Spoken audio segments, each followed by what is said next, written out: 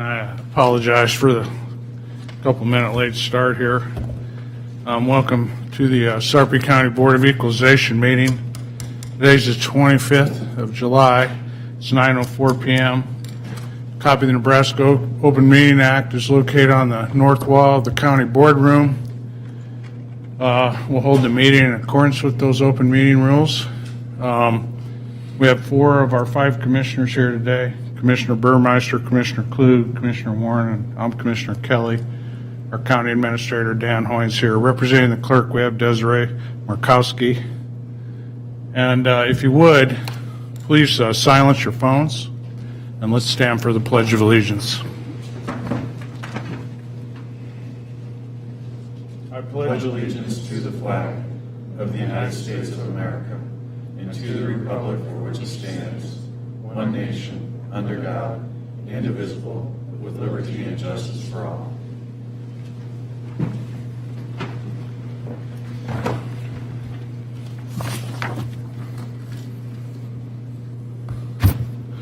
Okay, a total of 1,013 protests were filed with the county clerk, and the recommendations of the referees have been received and reviewed by this board.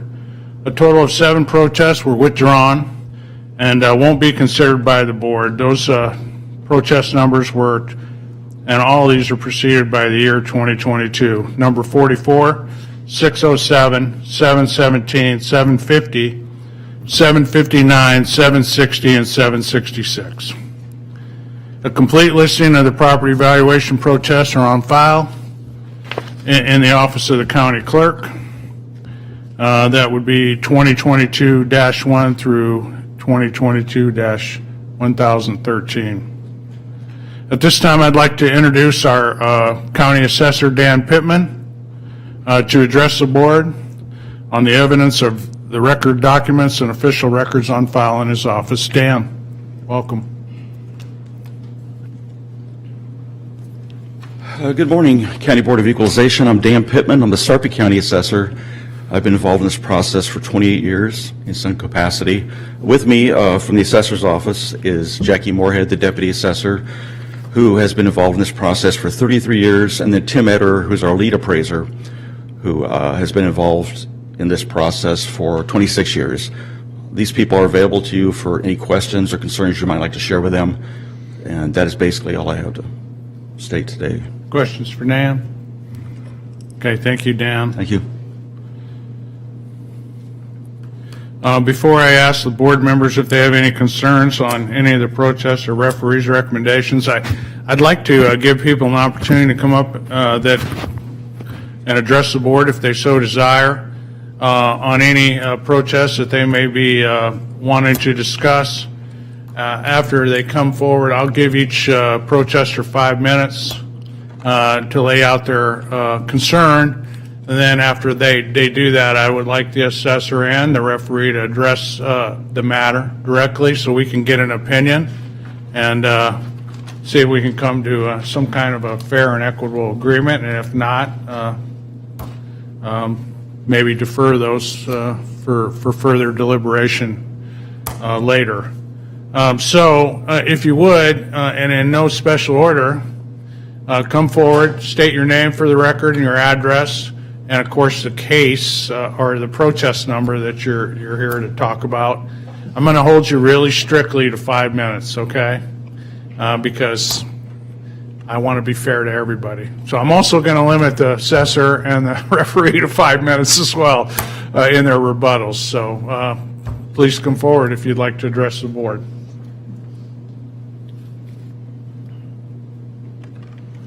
Good morning, Mr. Chairman, Commissioners. David Levy, Baird Home Law Firm, 1700 Farnham Street in Omaha, on behalf of Emmanuel Retirement Communities, here to talk to you about Trinity Courtyard, which is at 620 West Lincoln Street. This is protest number 2022-651, and I will be brief. Emmanuel Retirement Communities, as you may know, is a nonprofit faith-based organization. Trinity Courtyard is what's known as a HUD 202 project. The HUD 202 program is a program where HUD provides capital advances and rent assistance in exchange for the owner and developer of the property, here Emmanuel Retirement Communities, maintaining that property for at least 40 years as affordable to very low-income seniors. Very low income means people earning less than 60% of area median income. These tend to be fairly small households, 1 and 2 person households, so 60% of area median income for a 1 or 2 person household is quite low. That is one of the very lowest affordability levels mandated by any federal program. I think it's important, this is not a tax credit program. This is not income to the developer or income that they can go sell on the private market like a tax credit. Those are good programs that have their own place. This is an older HUD program, again, where they provide capital advances and rent assistance to keep these affordable. The current valuation, and the sheet I have from your agenda, I believe, is a little bit misleading, so I want to be very clear. It's got 3 columns: current valuation, assessor's recommendation, and referee recommendation. It says $5,875,575 for current valuation. The current valuation is actually $4,009,330.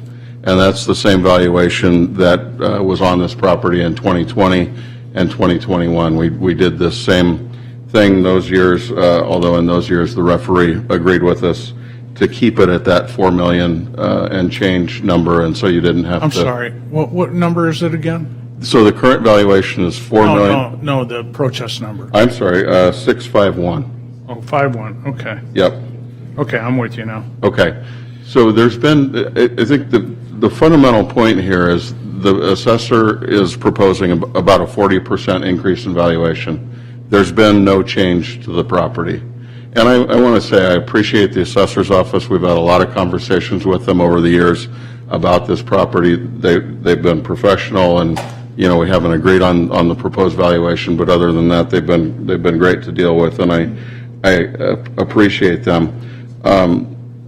The cap rate that each party used, this is an income approach valuation. The cap rate is about the same.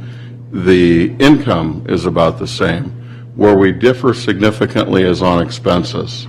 The assessor's office is using a standardized number for this type of property of 45% for expenses. We come to our number, Emmanuel comes to their number based on actual expenses. Actual expenses lead you to a much lower valuation in that $4 million range, whereas that 45% kind of rule of thumb number leads you to this $5,875,000 value. But again, appreciate the time.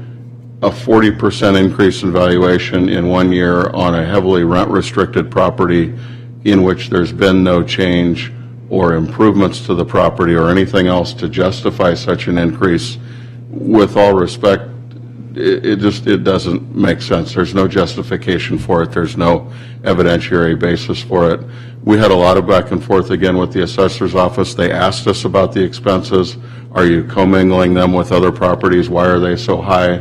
And we got them that information. These are the exact expenses only for this property.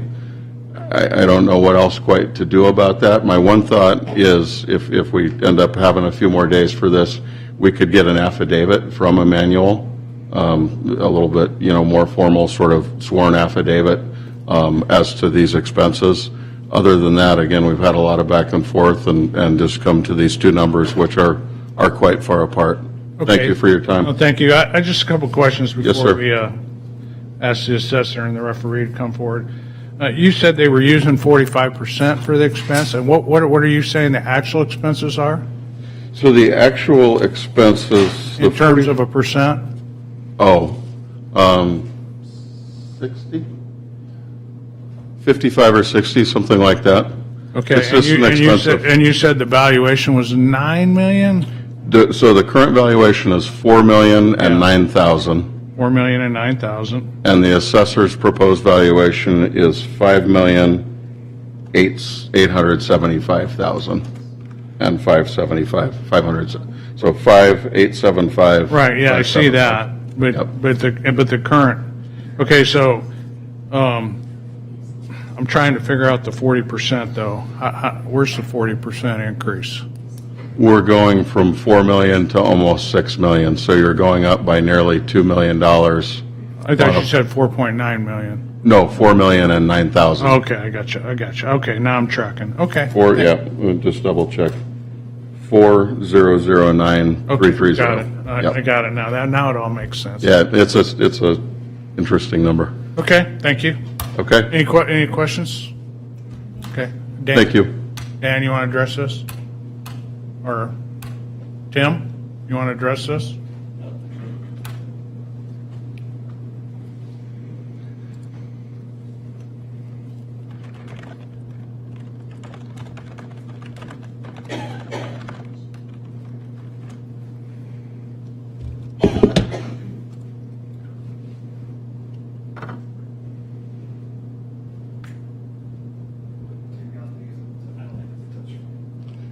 No.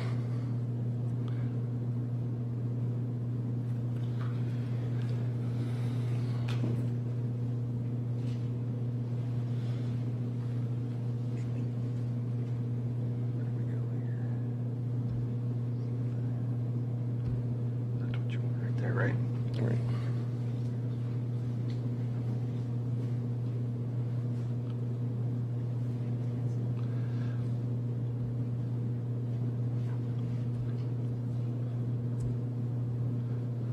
Okay. Hi, Tim Eder with Real Estate Appraiser with the Sarpy County Assessor's Office. On the subject property, the noticed value for 2022 was the $5,875,575. The valuation number that Mr. Levy was referencing was the value that the Board of Equalization placed on the property in 2021.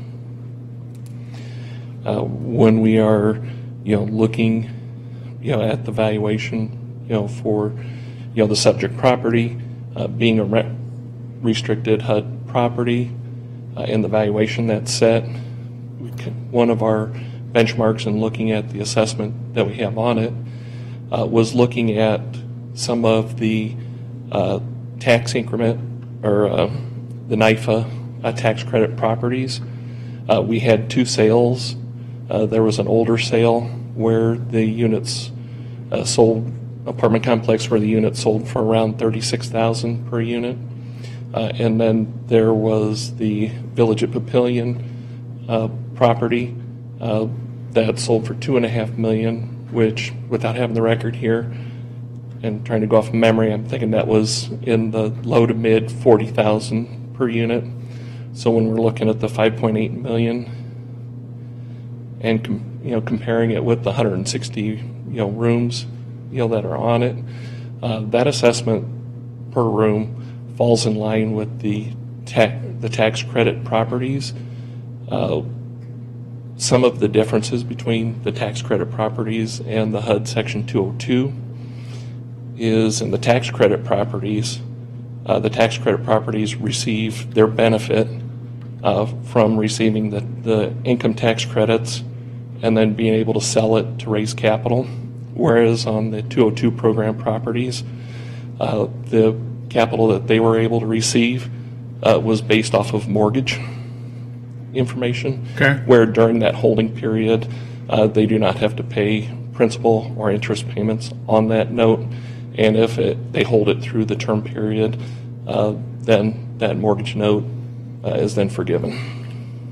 So on the current valuation of 5.875 million, what was the changes in the improvements in the land? Were they similar? Is it all in the improvements or? It was in the overall value of the property for the past 3 years. The 5.875 valuation figure is where we have been at. In the last 2 years, the Board of Equalization had lowered the valuation to the taxpayers' request. What about the expense, actual versus estimated of 45%? Would you take that into consideration if you had the information? Yeah, we were looking at the information previously.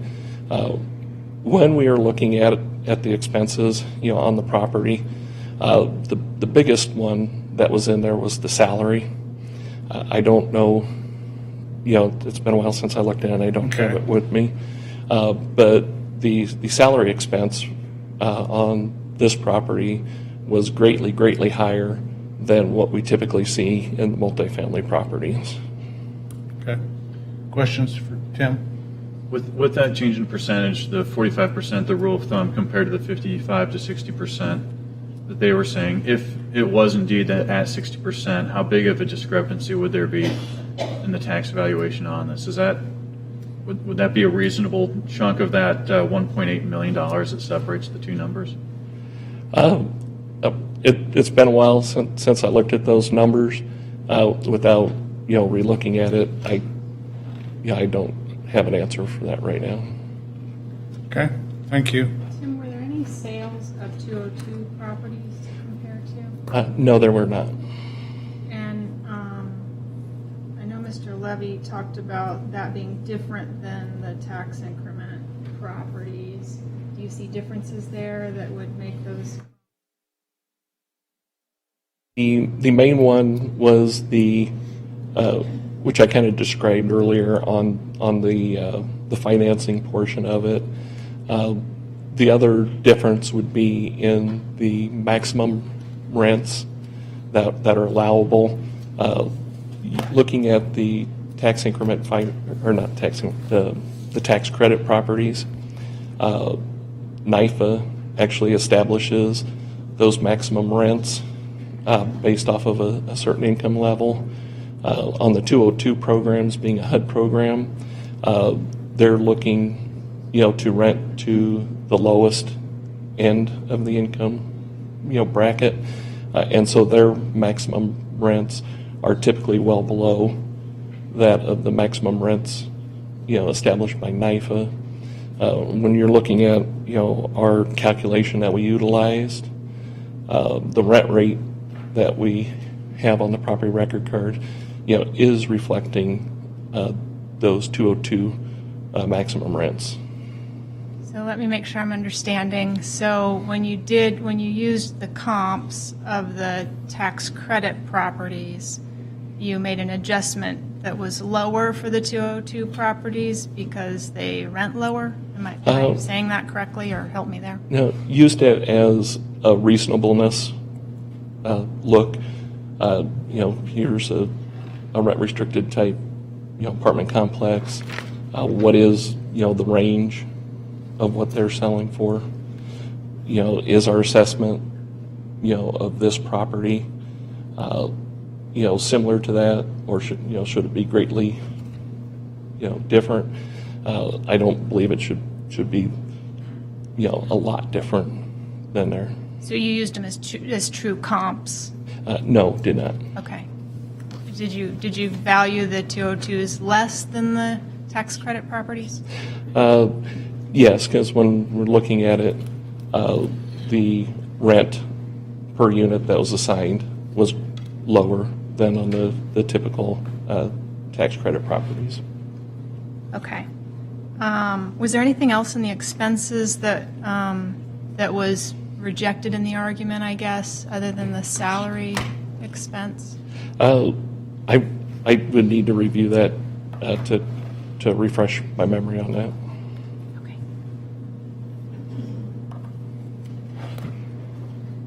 I don't have anything. Okay, thanks, Tim. All right. Barry?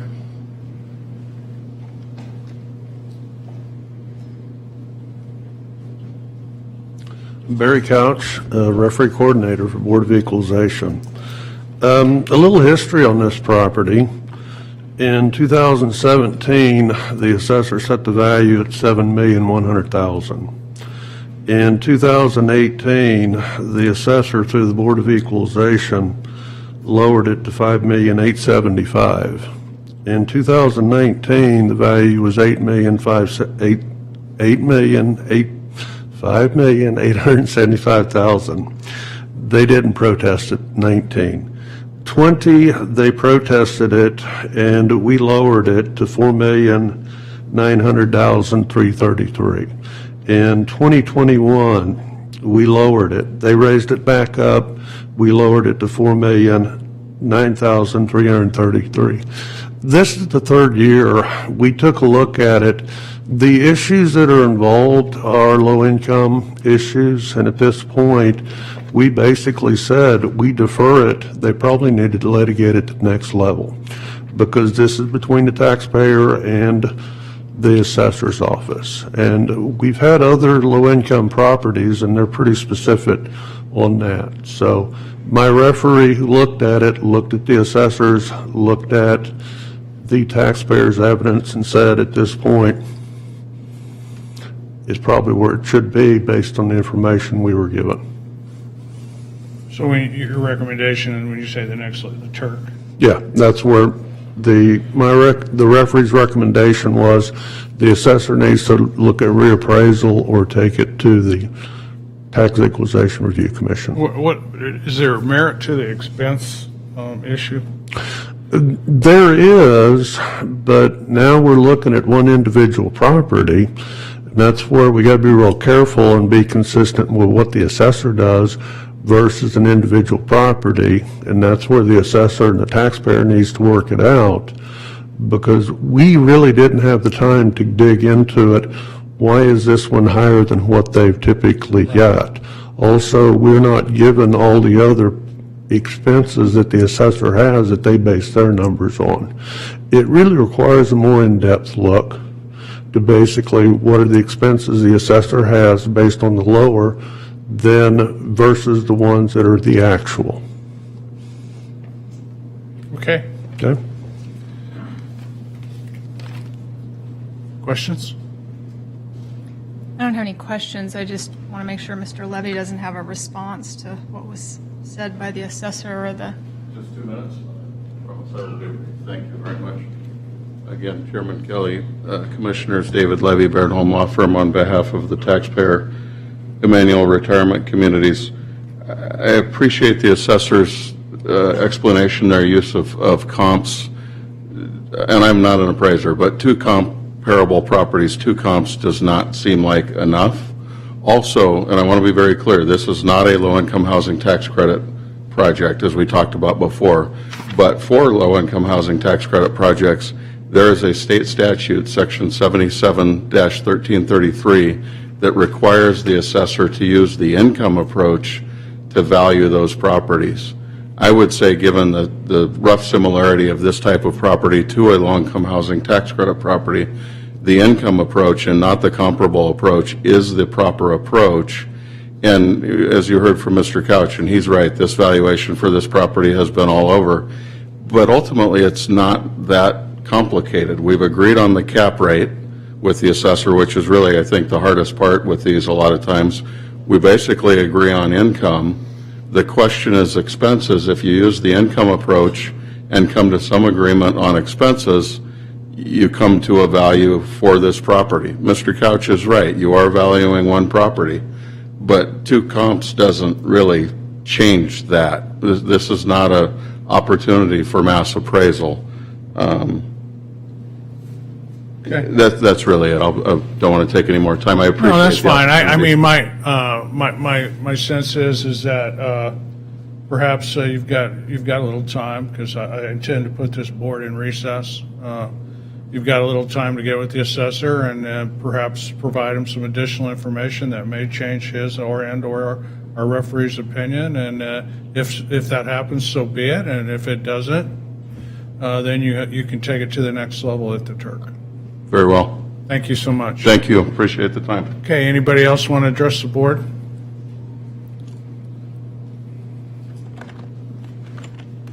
My name's Gerald Vanduska, 19506 South Highway 31. I won't take a lot of your time, but based on a letter I got from your attorneys that represented you at Turk on the farm home site issue, it appears you guys are conceding defeat, at least for now, on that issue, and I can appreciate that, and I appreciate you guys trying several times, and I understand, and I know you've spent a lot of taxpayer money trying to defend these, so I can also understand why you're getting a little tired of spending money that without being fruitful. But I just wanted to clarify a couple things. Can I just address that comment? Okay. I think Commissioner Warren and I had a discussion just about this whole Board of Equalization process. And Commissioner Warren, you want to make any comments at this point? I think I'm just going to wait until the whole thing, Okay. until we're ready to. I mean, it's very frustrating for us. I could understand And, that. but don't take our frustration as a lack of desire to show initiative and do what's right. But, you can only hit a brick wall so many times, so you get tired of hitting the brick wall. Yeah.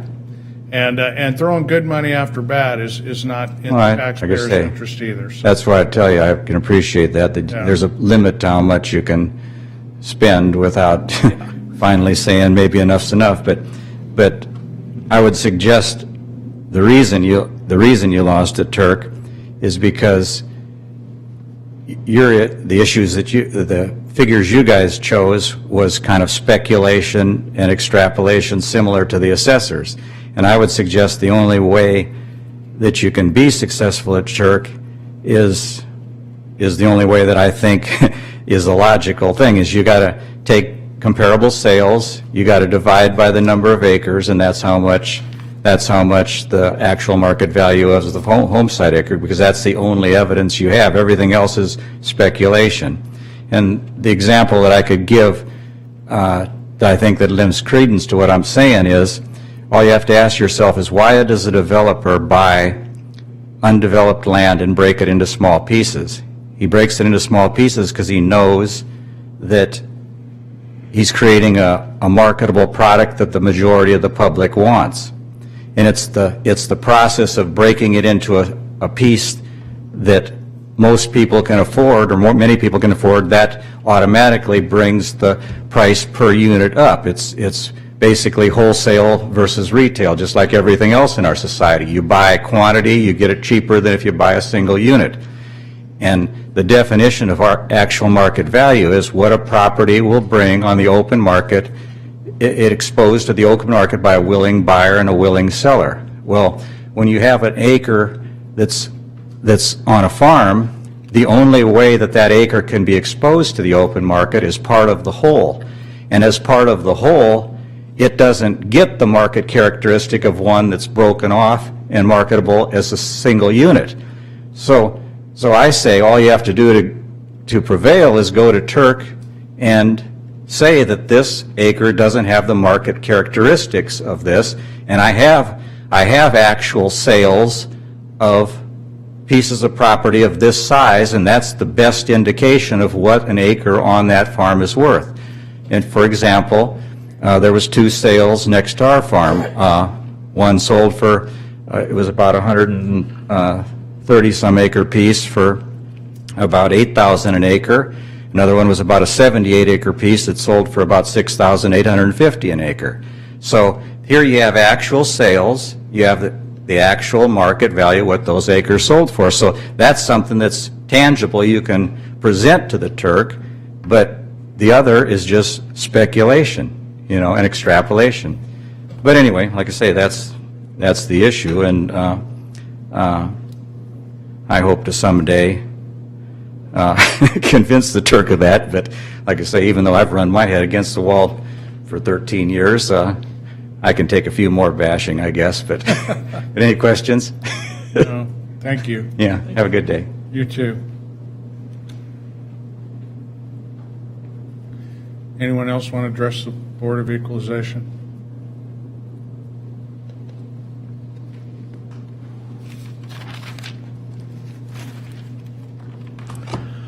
John Smith, 10256 South 124th Avenue, case number 646. Thanks, Gerald. I appreciate hearing that. I also appreciate the efforts and wonder where our details are. My property values were increased 26% this year. And I have gotten a judgment or some kind of a recommendation number that is south of that. but for my property taxes to be assessed $175,000 more year over year with no improvements is, I question it. And the reduction that I got on that 174,000 was 48. I'm wondering, when I got that card and I saw the increase, I was floored.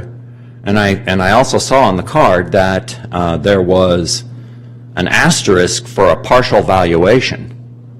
And I am making an improvement on the property. I'm building a garage. And, well, I've built a garage. And I had the assessor out there to inspect that improvement.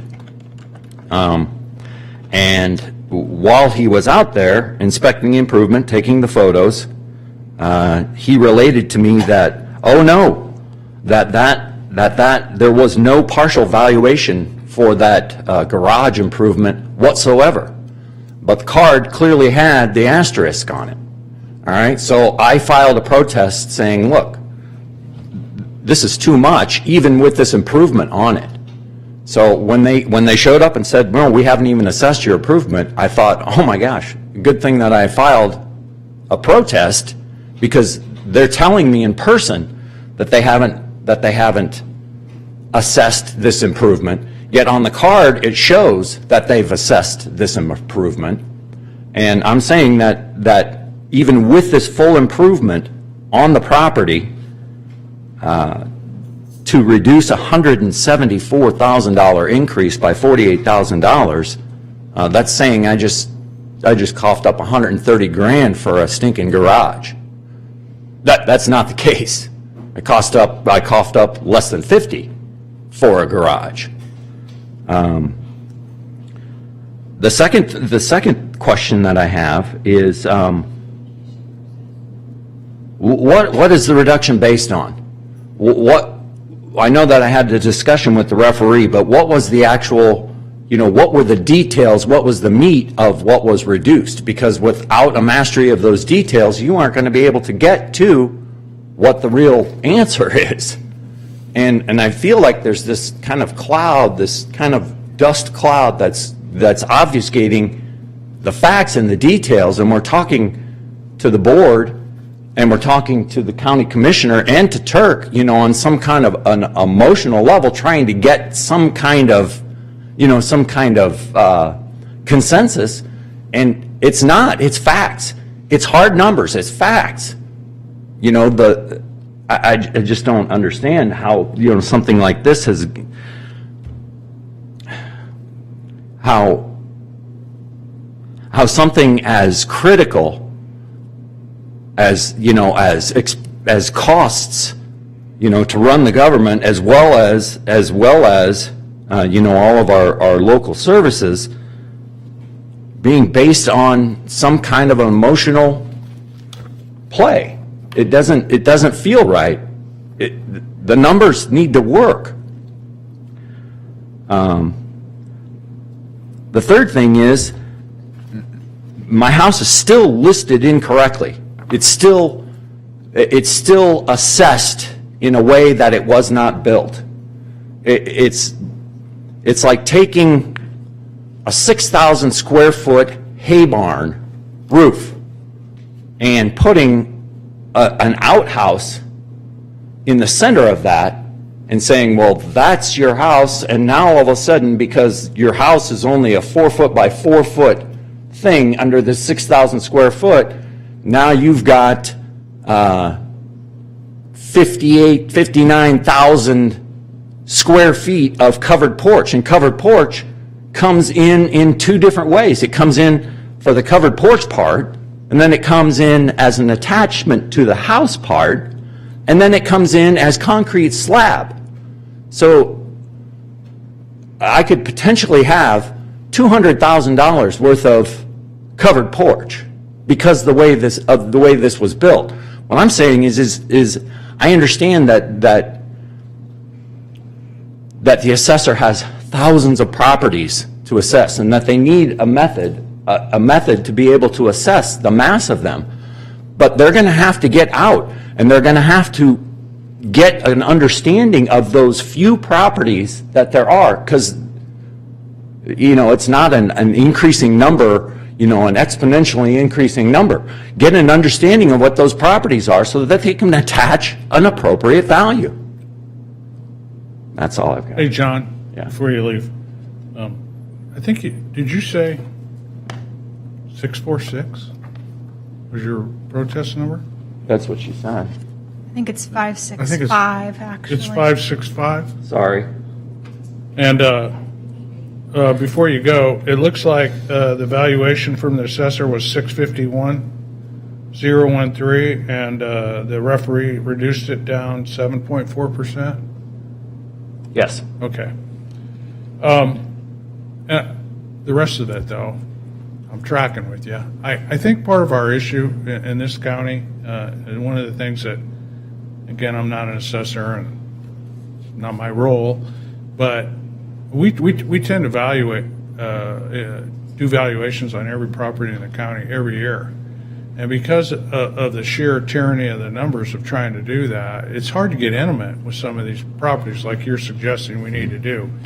Other counties in the state do things a little differently. I know in Douglas County, I think they go out like once every 5 years and do a thorough evaluation. They'll take a fifth. And I don't know what the statute guidance is per se, but I think the only way for us to get intimate would be to to maybe try to reduce our workload annually. And the downside of that is, everything has advantages and disadvantages. The downside is that when you have a rapidly changing environment like we do now, where we're looking at a 9% cost of living annually, your valuations can change dramatically over a matter of 3 or 4 years, and so most taxpayers, appreciate incremental changes, not these huge changes dumped on them all at once. So I'm not recommending a solution. But I am trying to give you a little bit of an explanation as to why the intimacy that you think is lacking may be a factor, particularly in your case. So, Well, and I do understand that the tools need to be utilized in order but you can't use. Some things need a different tool. yeah, Some things need a different tool in order for them to come out with the same result. no, I understand. And that's my problem. And the other aspect of it is the transparency. What specifically is it that you're valuing? What are you valuing? Take a look at the nuts and bolts and those tiny details to figure out. I mean, I have concrete floors. I didn't mix gold in with the concrete. Right. So the value is different than concrete that would be mixed with gold. Sure. So that's where I'm saying that, some of those values, some of those details need to be looked into. And why I get a card that says that I've been valued for a partial improvement, and then to be told in person that, no, you weren't, I don't know where I stand today. Honestly, I don't, because I don't know whether I was partially valued and I got a reduction on that. What can I expect next year? I expect to be here next year again because I'm going to get a full value of the improvement that's on the property. And based on my experience up to this point, that's not going to be right. Let me ask Well, a couple questions real sure. quick. Mr. Smith, you said you got a recommendation for less than the number. Are you talking about the referee's recommendation? Yes. Or okay, so you don't have something outside of that should be considered, right? No. Okay. And then the second thing, you're talking about the details being incorrect. Can you give us an idea, just so that we can be sure everybody's weighed, what you think is incorrect there in your details? Yeah, the details are the roofing. The roofing is not as prescribed because in the model in the software they used, the option that I chose and the option that I used is not available. So they use the mass approach with the software that they use instead of the segregated approach, which actually adds all of the components into the estimate. So how is your roofing different? My roofing is not what they say it is. My heating and cooling system is a hybrid system. It is not what they say it is. There's just really some unique features about the way that this structure was built. The structure was built like a hay barn. It's a roof built with concrete columns and steel beams. And the house was built underneath that, with no load-bearing walls. It's just a different way to build. And you can't look at my house and say it's a house. Most people look at it and say, well, that's an elementary school, or that's a Walgreens, or that's a something. It's not a house. So, as far as its marketability, very, very slim slice of the population that's going to be attracted to that kind of a place. That's if there was a willing seller, and there isn't.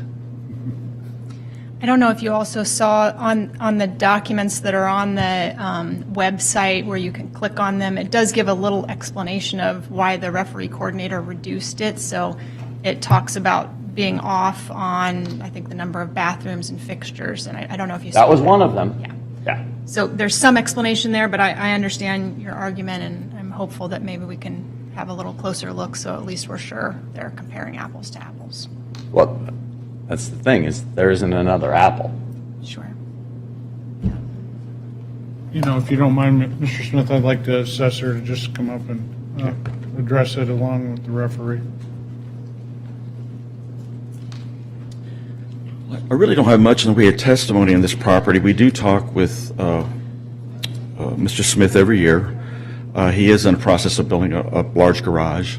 I'm not sure that there was a partial put on for this year, but I'll tell you our process is when something is not completely constructed, but it is under construction, we try to put a value on what is there because it has some value to a potential buyer, whether they just poured concrete, just framed it, whatever. We do it with homes and garages and everything like that. This home is a bit of a unique home. It's been in a magazine about its uniqueness and how it was constructed and stuff. And we've looked into all that stuff that we have available to us and to try and understand the construction of the home. I've had discussions with Mr. Smith about this. I am curious as to how the referee looked at it because I believe the referee had an opportunity to talk to Mr. Smith. So I'm sure Barry will talk to you about that. But beyond that, I really don't have any other information. Okay, thank you. Questions for Dan? Thank you, Dan. Barry?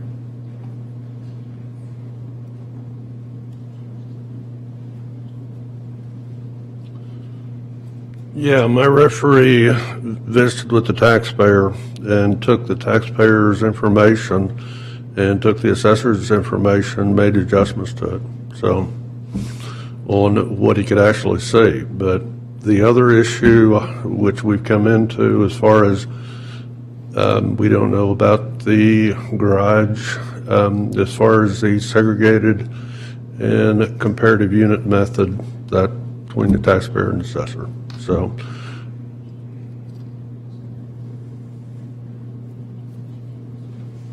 Questions? Okay, thank you. Mr. Smith, any closing comments? Okay. All right. Anyone else want to address the board at this time?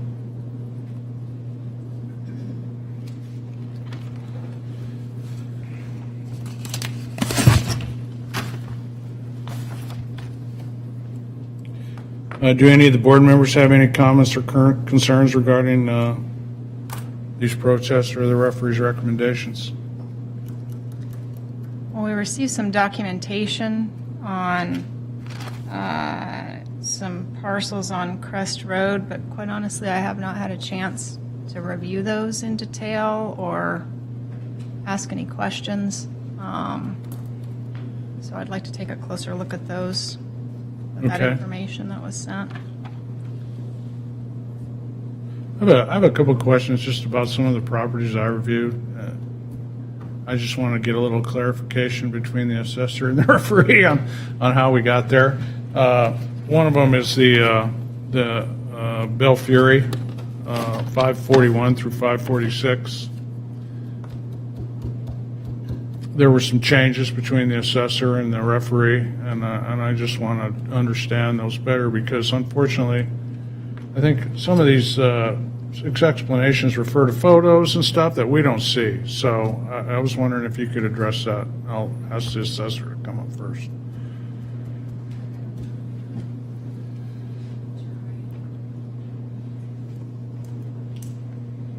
I think all of the evidence and everything is on the BOE application. Is that available on here, or? Okay.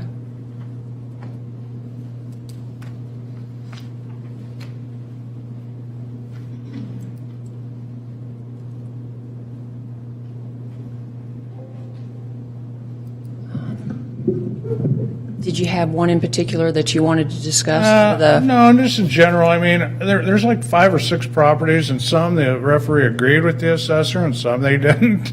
And I'm thinking, well, they're all in the same complex, so I guess I'm. Well, I think Bell Fury, they own a lot of single-family residential rental properties, and so there may be some that we have made recommendations to, or some that... It's basically an investment company with investment properties all over the county. So they're all unique. Is that basically what? Yeah. Exactly. Which probably explains some of the differences.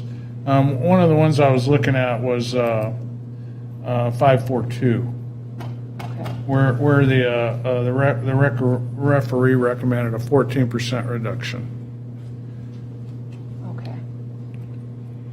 I would have to defer to Barry fine. then on that. Do you know anything about it personally? I do not know. No, there's only 1,000 of them. I just figured. I can take a look. Thanks, Jackie.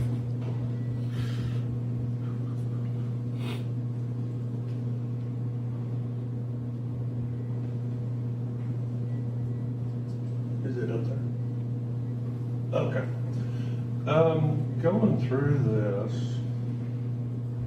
on 541, on this one, the assessor set it at 132, and after viewing property record, equitable data, the assessor recommended to go to 118, 641. So that was the assessor's recommendation. We agreed with it. Then 542. Where?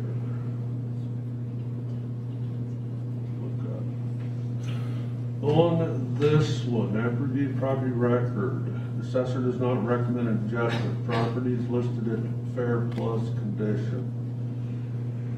The referee recommends a reduction to fair condition based on photo evidence provided. Also, a physical inspection is recommended for next year. With Scott Bloomer, Bell Fury's properties, he always brings in a bunch of them every year. This year he provided photos. What he's doing on a lot of them is he's flipping them. Some he's renting, and he gets renters in there. And I remember one that had a raccoon up in the roof, and he provided photos and all of that. On the assessor, a few of the properties, they actually went out and looked at it in January. So with that, we kind of said, okay, we support that because they've actually looked at the same thing we have. On other ones where they haven't looked at it, we went with the photo. On this one, based on the photos we were given, we were basically rather than fair plus, and thought it'd be at fair, and the assessor ought to look at it. So that's kind of what we did with Bell Fury. But I remember looking at his, he provides quite a few photos and everything. Okay. All right, that's fine. The other one I wanted to just kind of. Before he Yes. goes off that one, can we see the photos there, Barry?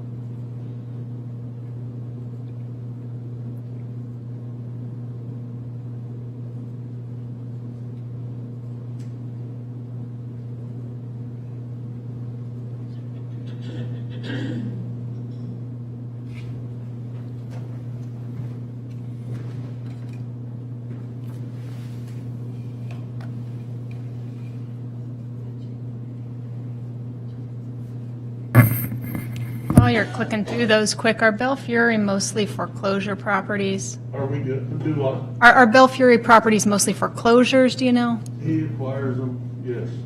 Yeah. He acquires them real low. He fixes them up, rents them, some of them he sells. But until you get actually into them and look at them with foundation problems and so forth. Good? I'm good if anybody else is. You don't want to see the other 40 pictures? I can try to find one with raccoon. I've had one of them. Can we just talk briefly about Orchard? Yes. I think it's Orchard Valley. Yeah. I think there were 300 and some lots that were valuation was reduced by the referee by 25%. I would like to say to start with, I got a little concerned because we had 1,000 protests. Out of that 1,000, 350 of them were vacant lots. So our protests were actually around 600 to 700, which is pretty normal. Now, there was another subdivision that had 100 lots. They failed to file their Form 191 by December 31st. So they were appealing to you all to basically allow them. We turned that one down because statutorily it is what it is. On the Orchard Valley, this is a subdivision that's been platted, and it has been taken into an SID. So it does not qualify for Greenbelt. I had two different ag referees go look at the property. In their opinion, even though it's platted, there's some pipe out there, there is a machinery out there. In their opinion, it's still ag use as of the first of the year. So even though it doesn't qualify for special use, it still is assessed at 75% of value. So where those things, the assessor set them at 11,000, we put it at ag use at 8,000. So that's where 256 of them. We also attached the statute that references, even though if there is some work, in my people's opinion, it's ag use. So that's why there are so many of those. Okay. Good? And the board did receive the statute guidance on that, Yeah. so appreciate that. The assessor's office want to address it? I mean, there must have been a difference of opinion initially, so, or,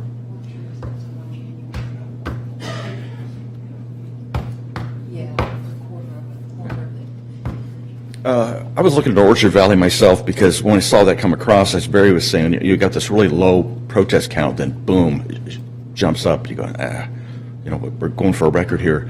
But it looks like, from what I can understand from reading what the referee had to say, is that if you take all the Orchard Valley ones, some were not in a crop, so they went ahead and used the 191 value for that. The ones that were, the lower value would have been an ag value, and they would pass the statutory description of what ag use is. So on those parcels, they went with a lower value, the ag value. But the ones that were not planted in a crop had to stay with the 191 value. So if you go along through the whole list of orchards, you'll see one value, then it changes to another, and it's because that's the difference between ag and a discounted cash flow value. so of the 350 some properties, how many do you think were not being used for ag? I didn't look at all of them because they all had the same explanation, but the referee's guidance said that they actually went out and surveyed the entire area and that there was hay or something being planted. It was definitely agricultural, which makes sense. I mean, if you can make a little money off the land sitting idle, that seems like a good use. And it's very common when we talk to taxpayers when they think about doing a 191, but they have an ag use. We actually counsel them on that, say, look, here's what your 191 value would be, here's your ag use value, maybe you don't want to file the 191s because it is an ag use. In the opinion of our appraiser, it wasn't an ag use, but I believe you talked to Stan Malotek, one of the referees, and that appraiser had seen, I think it was wheat or something on there, and we didn't argue that point, so. Okay. So you're actually in agreement? Yes. Okay. Okay, great. Any of the other commissioners have any protests that they wanted to dig a little deeper into or get answers about?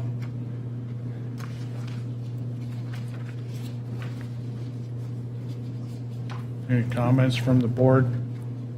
Yeah, I would make a comment. A few observations after 12 seasons of looking at taxation in Sarpy County. It seems as though a disproportionate share of the valuation has been distributed to homeowners as well as to the farming community. And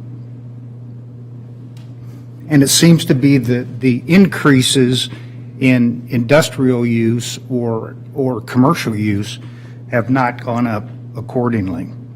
The state has distributed a system, and they've established the Turk, and it makes it impossible at times for this board to truly equalize taxes in Sarpy County.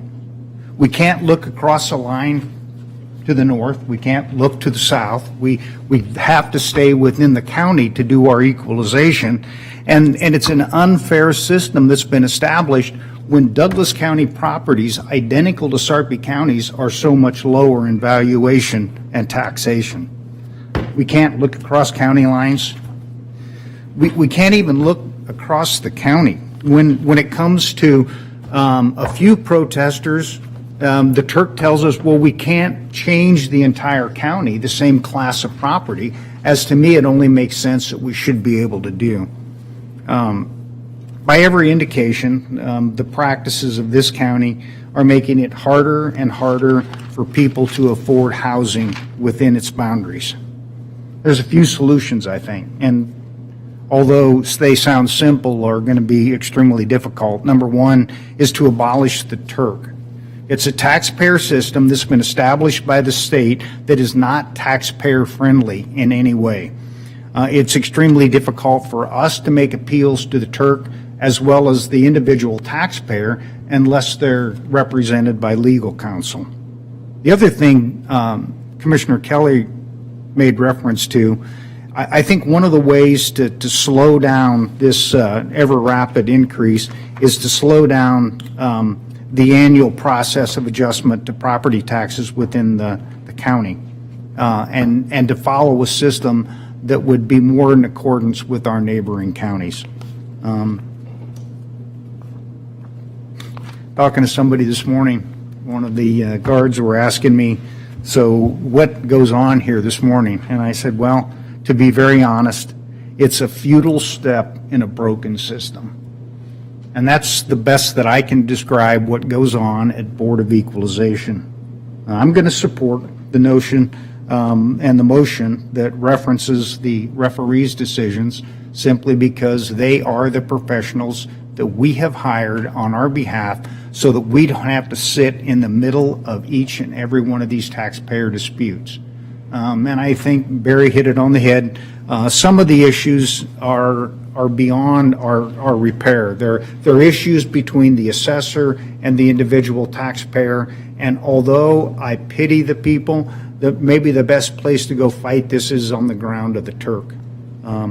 So I would support anything that would just say, let's accept the referee's recommendations at this point. Okay. Any comments?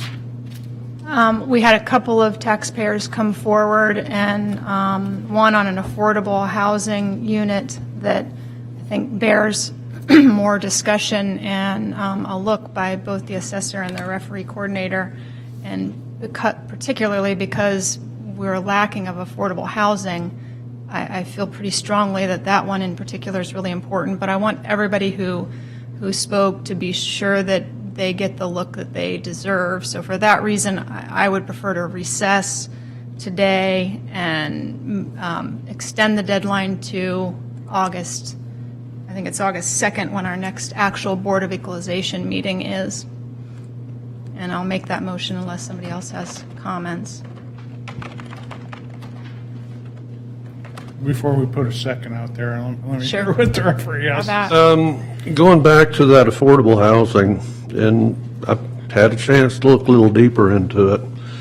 The complex was built in 2008. The assessor's expenses are 45%. In looking and running through the taxpayers' evidence, what their actual expenses are is they're showing like 90%. Then I'm seeing 77%. Then when I come up with their value of $4 million, it's 67%. For a apartment complex that is less than 20 years old, that's pretty high expenses. So I don't know what part of expenses are due to the low income requirements on that level, but as far as what is normal on a newer apartment, I don't think the assessor's 45% is that unreasonable. So in just my opinion, that the expenses the taxpayer is using looks high, even though it may be actual. And I haven't looked at their books to determine what's actually towards the property, what is actually towards the program. Okay? And do you know which count? I mean, if that is the actual expenses and it's high because it's affordable housing. Yeah, and that's count- where, how much is due to the program, whereas we're not valuing the program, we're valuing the real estate. And that's where we are looking at, well, we're looking at fee simple. And that's where there's only one exception, and that is the low-income tax housing credit that we look at separately. Everything else we're looking at as in fee simple. So even though this is under one of the low-income programs, it's not specifically designated to be treated differently. So the expenses, actual expenses, just on first blush look high, whereas the assessors looks more reasonable. So. But if we assess them all as if they're fee simple and they don't have the affordable housing negatives, then we won't have any affordable housing. Oh, well, yeah. But that's what you're saying is the proper way. I mean, according that's to where I'm appraisal. saying per statute, we are appraising things in fee simple, except for the low-income tax credit properties, LIHTCs. Those are actually separated. The NIFA programs, those are valued under a different requirement, whereas everything else per statute is fee simple. Okay? Thanks for the clarification. Any- I would like to examine it further. Before I put a second out to your motion, Annie, can you come forward for a minute? Can we go into recess until the 2nd and not approve the recommendations today? If you pass the resolution that is item 4.2, it would extend the deadline for the decision of you hearing protests, yes. So if we recess this board until next Tuesday, then we will come back Tuesday and we'll have to approve either the recommendations of the referee or the assessor on all these protests, or individually we can break a few out if we. That's right. And then do we have to go into recess for 3 days after the 2nd at that point? Because generally what we've done in the past is we've approved either the referee's recommendation, the assessor's recommendation, or some hybrid. Yes. And then once that vote is taken, then we go into recess for 3 days. And it says, actually, my script here, my guidance says that I think Renee has some guidance for you, maybe. that we go into recess on all these properties with or without improvements, subject to the call of the chair anytime through 4:45, 3 days I think that last year when we did that, that had to do with, I believe the hearings were on the 22nd, the 25th was the deadline, so you were in recess until 4:45 on the date of the deadline. So What's the deadline? Well, if the resolution is passed by statute, the deadline would shift to August 10th. Currently, the deadline is today, so technically, if you voted on everything, you would go into recess until 4:45 if you were going to call it back. If you approve the resolution that is item 4.2, you could set it for August 2nd, which is next Tuesday, or you could even set it for the following Tuesday on August 9th. This is maybe it's a technical question, but what's the advantage of going into recess then? If I can just put the board in recess after approval, after a vote, because if we can call back the board and change the vote, essentially, right? Right. But not after today, right? If you don't Pass the second. resolution, you wouldn't be able to do it after today. Okay. That's the only part, because by the statute, you have to have specific timelines, and it has to do with the Turk appeal process. If you make the determinations today, then the taxpayers have until a certain date to file their appeal. If you extend it to the 10th, that date extends for them as well. And basically that's designed to ensure that everybody has at least 30 days to process and file an appeal if they choose to. You guys get that? Yes. You got that? It's It's as clear as mud to me. Yeah, that's exactly. I don't understand. I don't if- understand the thing you just said. Yeah, because to me, it Basically- says very clearly in the statute where it says a resolution must be adopted before July 25th. Unless you vote to extend, and that's on a separate statute. Basically, you can vote to extend the deadline until August 10th. And that's the latest time, right? That is the absolute latest, yes. I guess I'm going to vote against the resolution simply because I don't know what we gain. I don't know. I mean, the evidence been presented, and I don't see any reason to extend it. I think what we gain is a little more time to, I mean, we got this information on Friday, so it isn't really enough time for me to feel like I'm doing If my we job. got 1,000 cases Yeah. a month, we wouldn't have enough time to decide, and that's why we utilize the process with the appraiser, in my opinion. But we just listed one where neither the assessor or the referee coordinator are 100% sure of things, so if we cut it off, they'll have until the end of the day today, which will mean it won't get done. And I just don't think that's fair to the taxpayer who's fronting an affordable housing, a bunch of units that are affordable housing. I just don't think that's fair.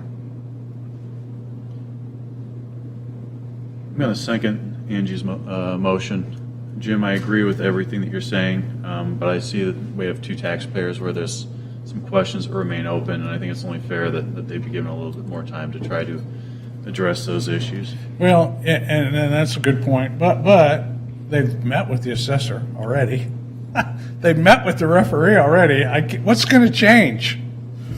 I mean, I've worked with Mr. Pittman long enough to know he's a man of his convictions, and I don't think he's going to change his mind, and I don't think our referee is either, but I could be wrong. But in deference to you and your concerns, I will certainly give you that time to look at it. But I'm totally agree with Mr. Warren. I don't think it's going to make any difference. Mr. Pittman's asking you. Okay, so we have a motion to go into recess till the 2nd of August, which is Tuesday, our normal Board of Equalization meeting. And I have a second by Commissioner Klug. Oh, yeah, you want me to read it? Do you want me to say that? Nope, I got it. Okay. And so once we vote on this meeting will adjourn then at that point, right? We have There's to vote nothing on left to Recess. do? Till the end of the day, correct? Don't we Yeah. have to vote on the second one? Yeah. So if you're going to vote on this and the meeting will adjourn, I just had a couple of things I'd like to get in. Once you adjourn, it's too late. And Yeah. and That's why I'm asking the question, because I'm Yeah, not quite okay, ready. and it's not about whether or not you extend the board. Is that all right if I put these in here now? I appreciate everybody's opinion in this process. Well, You've been before you doing start, Dan, Is that, You're going to recess until 4:45. is the answer to my question, if we, once we vote, this meeting's over? If you recess until 4:45, yes, once you vote, the meeting is over. But they're making a Recess, motion. I thought we were recessed until August 1st. But we're recessing until August 2. So then the August motion would 2nd. be to table 4.1, and then you would go on to 4.2. Okay. Okay. Table 4.1. What's 4.1? That's all of the, yeah. So instead of recessing, it's the revised motion is a motion to table 4.1 till August 2nd at the regular Board of Equalization meeting. Okay, and then 4.2 extends the deadline till, So is your motion effectively to table? It is. Okay. Are you good with that? so we can table 4.1 and continue our meeting? Because we haven't addressed 4.2. Correct. Okay, so I have a motion on the table to extend, or to table 4.1 until Tuesday, August 2nd. A second by Commissioner Klug. Any other comments? Please vote. Ayes 3, nays Warren, absent Mixon. Okay. 4.2 is Resolution 195, extending the deadline for hearing property valuation protests from July 25th, 2022 to August 10th, 2022. Dan? Just a couple of things I'd like you guys to think about because we're also involved in this process. And first of all, I'm going to say I appreciate all the comments from everybody and their opinions about how things should happen. Commissioner Warren made some statements about Turk and annual assessments, and these are things that have come up before. Just because I've been doing this a long time, a couple things I've noticed. If you saw the State Board of Equalization, that was just people with torches and pitchforks shouting at each other, and they knew they had to make a change. So in 1996, the legislature formed the Turk, and it was a vast improvement. And I would just encourage you that until you've maybe sat through a full hearing and watch how they roll, I mean, you don't know what thorough is until you see these guys go through it. And I'm not an attorney, I'm an appraiser, and I've got my opinion and the way I look at things. They take my opinion and what I've done and compare it to the law. And at the end of the day, it's all about the law. And then they come back with an opinion, and that becomes a learning tool for a county assessor or anybody who has to deal with this and make judgments about property values. It is the best education I can get.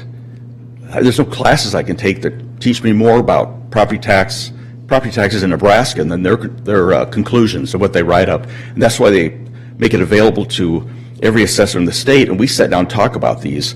I don't have an ethanol plant, but if I had one, I know how the Turk looks at ethanol plants because other counties do. We don't have minerals here like gas and oil, but if I ever did have that, the Turk has weighed in on that, and I know how they look at these things when compared to the law. I would encourage you, if you ever have I know everybody's busy, he's got other jobs, but if you ever have a chance to sit through a full hearing, I think you really come away with an appreciation for how these guys do business and how, in my opinion, they do the best they can to extend as much help to a taxpayer as they can without being their legal representative. So I just want you to think about that. And then the final thing is annual assessments. Worth thinking about. Some jurisdictions will not change an assessment or adjust it for, say, 4 years. And what they do is they'll use their cost manual and keep using that cost manual for 4 years. And maybe the 5th year they'll change it. They'll upload their new cost manual into their database and start using that. Now, that's fine. And in a rising market, you know, if the market's really rising and you don't change it until 4 years pass, it stays low and it's great for a while. But man, when you hit them with that big increase after 4 years, they being taxpayers, they just lose their minds about that because you go, it can't jump that much in 1 year. And we go, yeah, we agree, but you haven't been revalued for 4 years. Sarpy County has, before I got here, had made the decision to, the assessor had made a decision to do annual increases because we had the skills, we had the software, we just had the ability to make those annual increases. We have a ton of sales that paint that picture for us as to what the market's really doing. And I understand, as a consumer, I understand small increases on things, up or down. I don't understand getting whacked really hard, after 4 years' time or something like that. It seems to me that's the best way to go. Now, we could be like other counties and just park those values for 4 years, then change them later down the road. But you're going to have a bigger Board of Equalization because it's just going to make people angry because they don't understand it. So if you just consider that when you're thinking about this, it's worth discussing. There's all kinds of ways you can change the assessment process within the law. But those are just the two things I wanted to get on the record with. Okay. Thank you for your time. If I may I ask that the board take a brief recess for about 15 minutes? There's a statutory issue that I need to look at before you move forward that I want to make sure is properly addressed. I mean, we don't need to recess. We'll just hang in here. We'll recess. Please.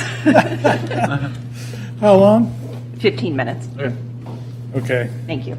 Well, we have a motion. We don't even have a motion on the table for that other thing. Okay, it's 10:21. We're going to go into recess till 10:30.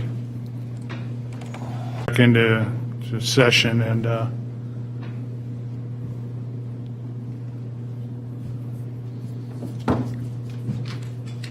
On 4.1, which we previously tabled, I'd like to make a motion to rescind that tabling.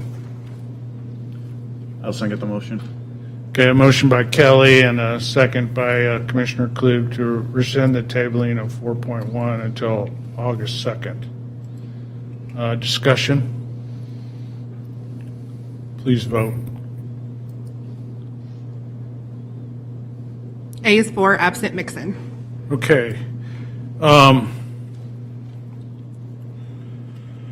like to continue the meeting by making a motion to accept the referee's recommendations as to the assessment of the 2022 property valuation protests on residential, commercial, and or rural properties, items 2022-1 through 2022-1013 is presented to the Sarpy County Board of Equalization. I need a second. Second.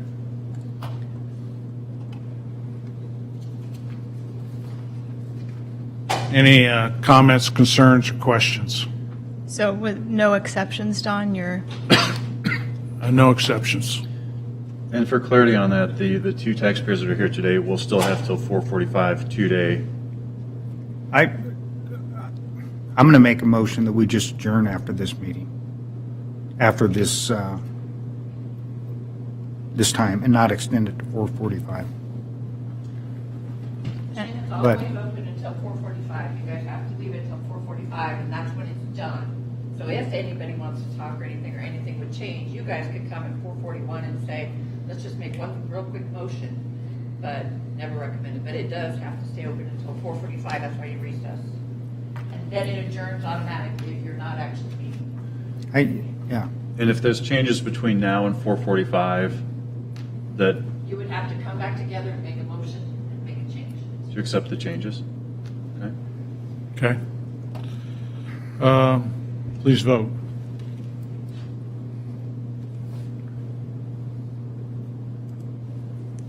A is for, absent Mixon. Okay, before I make this last motion, I just want to make a couple comments because I didn't get a chance. About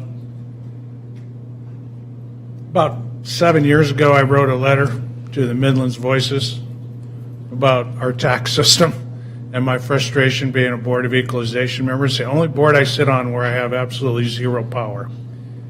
I get to make decisions, some informed, some not so informed.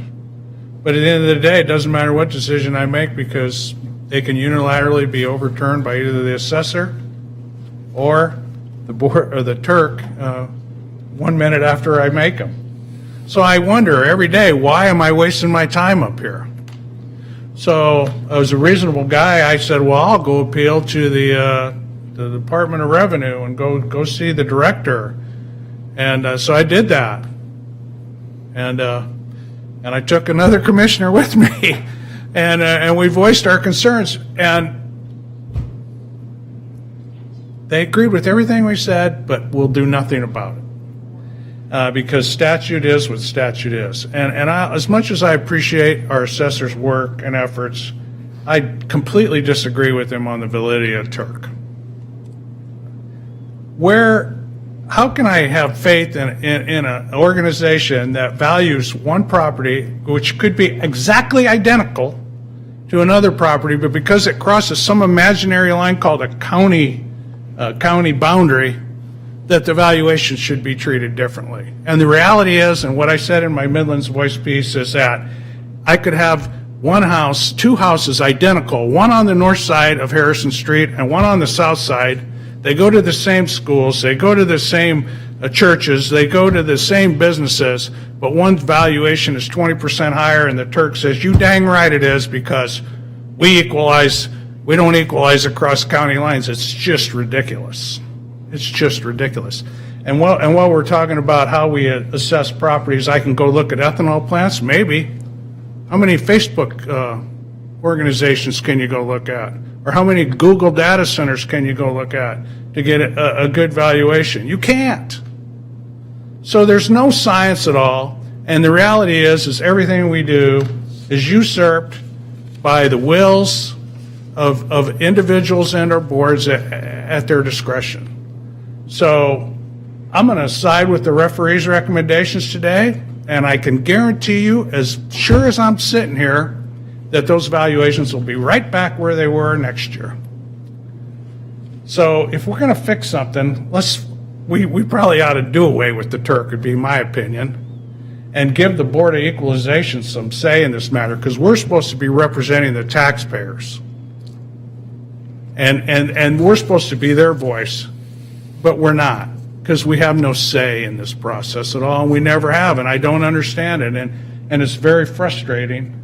It eats into a lot of time, and you know, if I'm frustrated, I can't imagine how people like Mr. Smith and Mr. Venduska are, because they have to live it every day, day in and day out, and you know, and I have no solutions for them. So you know, this is probably one of the most pathetic, sick things that we do as a board here, is try to bring what I would call common sense into a process that has no common sense at all. It really doesn't. And so, as Commissioner Warren said, the best I can do is go out and hire smart people that are licensed and in a proper appraisal of properties, and to give us a good recommendation, and then accept that recommendation because I paid for it, number one, and number two, it's because they're experts at what they do. Doesn't mean they always get it right. You know, anytime you introduce the human element, there's always going to be errors.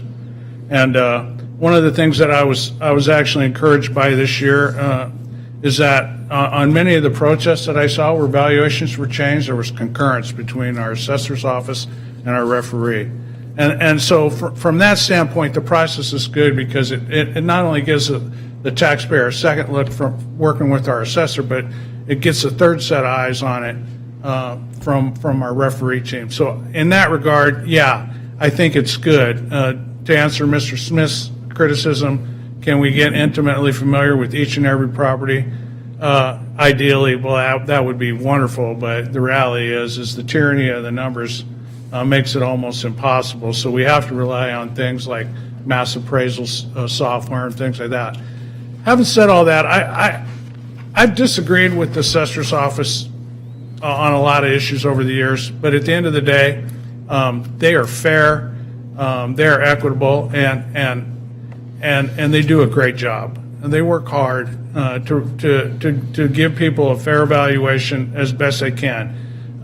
Like all humans, and myself included in this board, we make mistakes from time to time, and you know, but there's the intention. There's always an honest intent, and they're good, hardworking people that I think represent our taxpayers well. I'm very concerned about the issues Commissioner Warren brought up, that our taxation system is making this county unaffordable to live when valuations are increasing so much. But you know, I think when it's all said and done, that's not a reflection on the assessor. that's just a reflection on on our economy and the environment we're living in this day and time. So anyways, I'm frustrated again, and I'll be frustrated again next year. But I don't know what I can do, and I've always been a type A kind of person. I don't take no for an answer. I'm very hard-headed in that way. But the only solution I can see to make a change is legislative. And so I think one of the things this board does is we strategize on legislative priorities. And that's going to be my number one priority next year, is to bring some meaningful changes to this equalization process that will make it a little bit more friendly and to the taxpayer, and make a little more sense to the people that are supposed to oversee it, like the boards of equalization. I agree 100% with Mr. Venduska. An acre is, you can't separate an acre out of a parcel of land and value it differently than any other acre. An acre's an acre, you know, and it always will be. We don't sell land by the 1 acre here. You just don't do that, and I don't get it, and I'll never get it, and I'll never agree with it. So I'm going to try to figure out a way legislatively we can affect changes.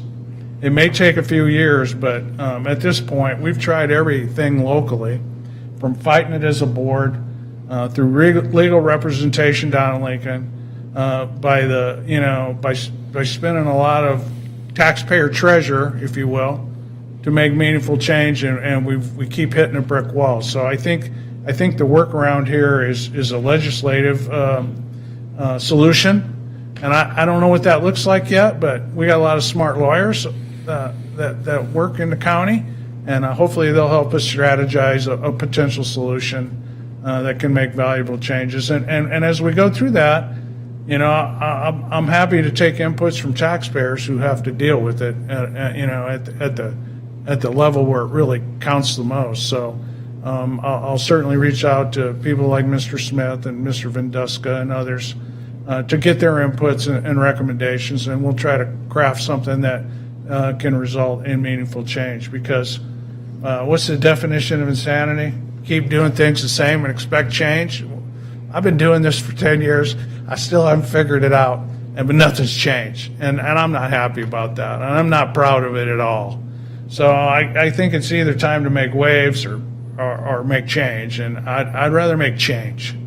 Because, you know, sitting up here and bloviating about my frustration isn't going to make any difference to any of our taxpayers. So I'm going to put my efforts, you know, into things that may, and that'll be a legislative agenda for the 2023 session, that, you know, that maybe we can convince others that there's something fundamentally wrong with our system. It just doesn't work for our taxpayers, and government's supposed to serve the taxpayer and not make their life more difficult. And unfortunately, this process is difficult. I mean, I have a hard time. I have such a hard time with it. I have to have a script because it doesn't seem to make sense to me. So I can only imagine how it feels to be a taxpayer and getting hit with large tax increases and feeling like you have no methodology or no means of you know, fighting for change or reduction in your taxes. So having said all that, I'm going to make a motion to recess as the Board of Equalization for all residential, commercial, rural properties with or without improvements, subject to the call of the chair anytime through 4:45 p.m. today, July 25th, 2022. Should I not reconvene prior to that time, then this board shall be adjourned effective at the close of this business day. Okay. Didn't we do that already? No. We accepted the recommendations of the referee. Okay, got it. So I need a second to that. Second. And we need to vote on it. So that will mean that they have, anybody. We have until 4:45. If somebody calls me up and says we got to reconvene, I'll reconvene if it's warranted before 4:45 today. And again, I understand the motion. I'm going to vote against it simply because I don't think we need to stay open and available for the remainder of the day This has been beat to death. And I think time to make decisions have passed, but no more comment. Okay, please vote. My screen does not show an opportunity, but I'll vote. Should be there now. Oh, it's there now. Ayes 3, nays Warren, absent Mixon. Pulling my Okay. shirt on. All agenda items have been Messed it addressed, today. and the Board of Equalization is adjourned.